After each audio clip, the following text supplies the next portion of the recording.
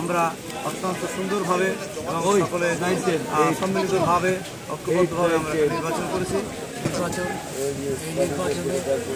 পিরোজপুর জেলা আইনজীবী ফোরামের নেতৃবৃন্দ একটি প্যানেল দিয়েছে। এই প্যানেলের ভিত্তিতে আমরা আশাবাদী আগামী দিনে এই প্যানেল পিরোজপুর জেলা আইনজীবী সমিতিকে পিরোজপুর জেলা আইনজীবী সমিতির নির্বাচন,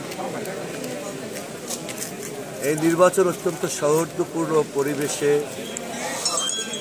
আমরা আমাদের চিন্তা চেতনার মধ্যে দিয়ে, অর্থাৎ দলের যে চিন্তা, সেই চিন্তাটা বাস্তবায়ন করার চেষ্টা চালাচ্ছে।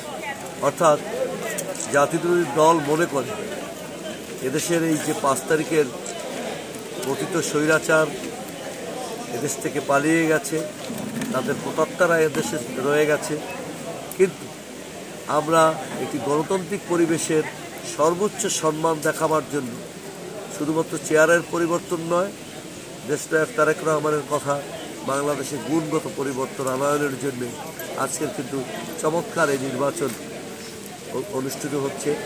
এখানে আইনজীবী সমিতির যারা নিয়মিত সদস্য তারাই ভোট দিচ্ছে। পূর্বের মতো কোনো পেশি শক্তি এখানে কিন্তু ভর করেনি, কারণ আমরা পেশি শক্তিকে বিশ্বাসী নই। আমি জেলা বিএনপির কনভেনর, আমি একাই এসেছি, আমার সাথে একজন মানুষ আসছে, কিন্তু বিগত দিনে দেখা গেছে এই পার্লামেন্টের প্রাঙ্গণে একদল সন্ত্রাসী আইনজীবীদের ঘিরে রাখত, ভোট দিতে বাধ্য করত এবং তাদের নানা রকম হয়রানি করত। সেই জায়গা থেকে আমরা ধন্যবাদ জানাই পিরোজপুর জেলা আইনজীবী ফোরামকে, অ্যাডভোকেট আবুল কালাম আকন, সৈয়দ সাব্বির আহমেদ সহ যারা নেতৃবৃন্দ রয়েছেন, তারা আমাদেরকেই শুধুমাত্র শীর্ষ নেতাদের এখানে আসতে আমন্ত্রণ জানিয়েছে।